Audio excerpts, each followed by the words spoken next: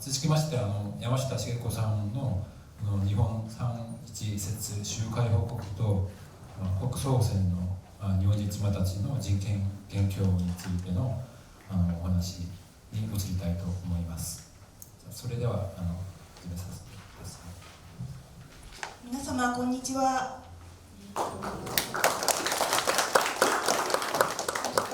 今ご紹介に預かりました自由と人権を守る日米間協議会の山下と申します。 여러분 안녕하십니까? 자유와 인권을 지키는 한미일 협의회의 야마시타라고 합니다. 今日こうして韓国の皆様と同じ空間で心を通わせながらお話しできることを心から光栄に思っております。 오늘 이렇게 한국의 여러분과 같은 공간에서 마음을 나누며 말씀드릴 수 있게 된 것을 진심으로 영광으로 생각합니다. 私がこの活動に深く関わるようになった原点は一人の女性エリカワ安江会長との出会いでした。 제가 이 활동에 깊이 관여하게 된 출발점은 한 분의 여성 에리카와 야스에 회장과의 만남이었습니다.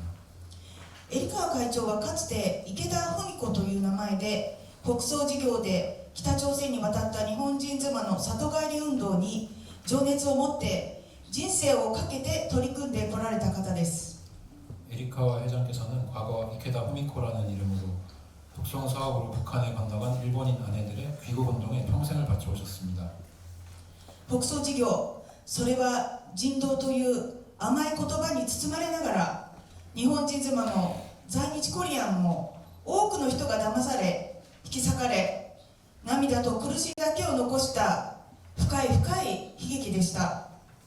북송 사업, 그것은 인도주의라는 달콤한 말로 포장되어 있었지만 일본인 아내들도 제일 코리안들도 수많은 사람들이 속고 가족과 생이별을 당하며 눈물과 고통만을 남긴 매우 깊은 비극이었습니다.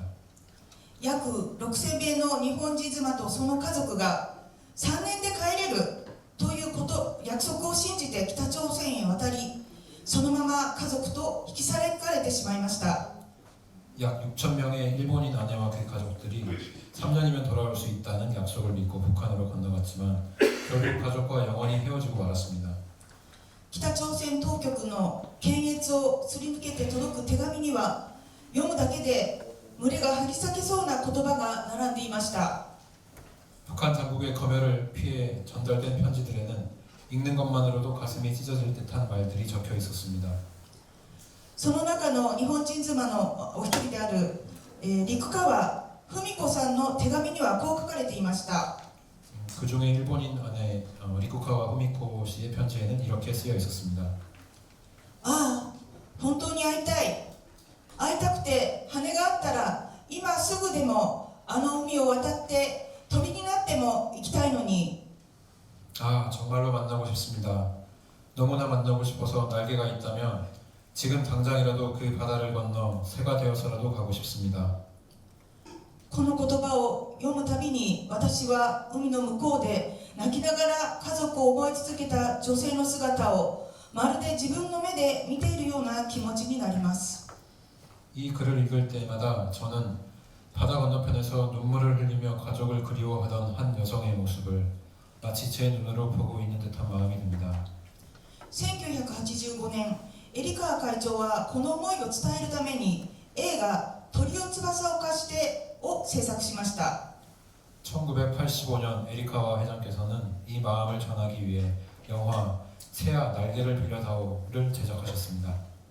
私は当時大学生として PR 活動に参加しどうか一日でも早く家族が再会できますようにと祈りながら一軒一軒の家を回りました。 저는 당시 대학생으로서 홍보활동에 참여하며 부디 하루라도 빨리 가족이 다시 만날 수 있기를 기도하는 마음으로 집집마다 찾아다녔습니다.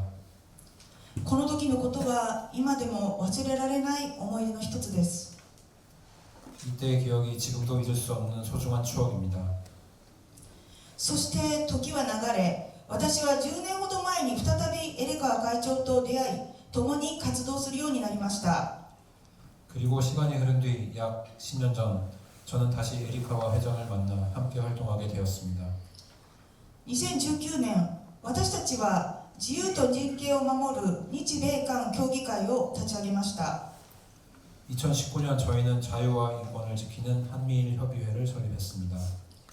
日本、アメリカ、韓国は政治状況によって関係が揺らぐことがあります。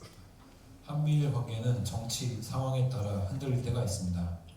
だからこそ日本、韓国、アメリカの市民同士が自由と民主主義を守るために手を取り合う、その願いを名前に込めました。 그렇기 때문에 일본, 한국, 미국의 시민들이 자유와 민주주의를 지키기 위해 손을 맞잡자는 그 영원을 이름에 담았습니다. その年の3.1集会には脱北者の木下公勝さんが参加されました。 그의 3.1 집회에는 탈북자 키노시타 키미카츠 씨가 참석하셨습니다. 木下さんは北総事業で北朝鮮に渡り、その後脱北し、2006年に日本へ帰国された方です。 키노시타 씨는 북송 사업으로 북한에 건너갔다가 탈북하여 2006년에 일본으로 귀국하신 분입니다. 3.1の数日前、会食の場で木下さんは私にこうおっしゃいました。 3.1 행사 며칠 전 식사 자리에서 키노시타 씨는 저에게 이렇게 말씀하셨습니다. 池田文子さんに会ってお礼が言いたい。でももう亡くなっているだろう。 이케다 후미코 씨를 만나서 감사 인사를 드리고 싶습니다. 하지만 이미 돌아가셨겠죠? 実は木下さんは北朝鮮で親戚の日本人妻に届いた荷物を見たことがあったのです。 사실은 키노시타 씨는 북한에서 친척인 일본인 아내에게 도착한 소포를 본 적이 있었습니다. 差出人は池田文子、つまりエリカ会長のことです。 발신인은 이케다 후미코, 즉 에리카와 회장이었습니다. 食料や衣類がぎっしり詰まったまさに命をつなぐ荷物でした。 그 소포에는 식량과 의류 등 생명을 이어주는 물품들이 가득 담겨 있었습니다. 見ず知らずの日本人妻に心からの思いを込めて送られた支援物資、木下さんはその恩人にどうしても会いたかったのです。 전혀 알지 못하는 일본인 아내에게 진심을 담아 보내진 지원 물자였습니다. 키노시타 씨는 그 은인을 꼭 만나고 싶었던 것이었습니다. 私は木下さんにこう伝えました。池田文子さんは生きています。 그래서 저는 키노시타 씨에게 이렇게 말씀드렸습니다. 이케다 후미코 씨는 살아계십니다. 木下さんは子供のように大きく目を見開き、どこにいるんですかと私に大きな声で尋ねたのです。 그는 아이처럼 눈을 크게 뜨며 어디에 계신가요? 라고 큰 소리로 부르셨습니다. そして3.1行進の日、木下さんはついにエリカ会長と対面しました。 그리고 3.1 행진의 날 키노시타 씨는 마침내 에리카와 회장과 대면하게 되었습니다. 長い年月を超えてようやく念願が果たされた瞬間でした。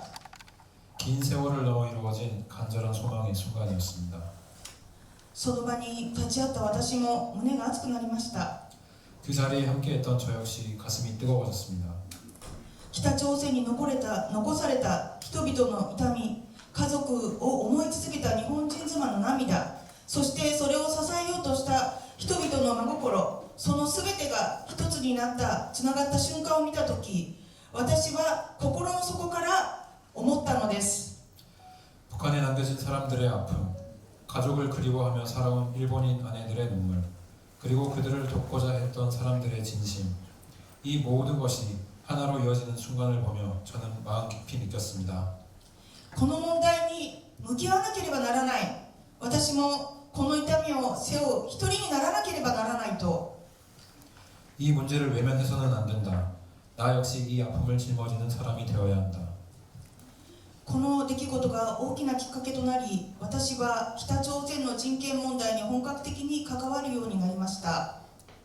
이 일이 큰 계기가 되어 저는 북한 인권 문제에 본격적으로 관여하게 되었습니다. そして今日まで微力ながら活動を続けております。 그리고 오늘에 이르기까지 미력하나마 활동을 이어오고 있습니다. 今年の 3.1 が福岡で開催され、韓国から 3.1 運動事業会のイ・ムンギョク局長が駆けつけてくださいました。 올해 3.1 행사에는 후쿠오카에서 개최되었으며 한국에서 3.1 운동 사업회의 이문경 국장께서 참석해 주셨습니다. 国境を越えて同じ涙を流しがどれほど大きな希望であったか言葉では尽くしきれません。 국경을 넘어 같은 눈물을 흘리고 같은 아픔을 나눌 수 있다는 것, 그것이 얼마나 큰 희망이었는지 말로 다 표현할 수 없습니다.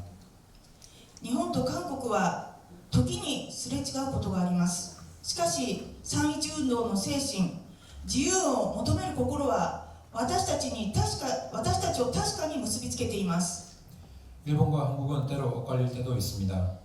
그러나 3.1운동의 정신, 즉 자유를 향한 마음은 우리를 분명히 이어주고 있습니다. 北朝鮮の人々が自由を取り戻す日まで、そしてアジアに誠の平和が訪れる日まで、私たちは皆様と共に歩み続けたいと思います。 북한의 사람들이 자유를 되찾는 그날까지, 그리고 아시아의 진정한 평화가 찾아오는 그날까지 저는 여러분과 함께 걸어가고자 합니다. ご清聴ありがとうございました。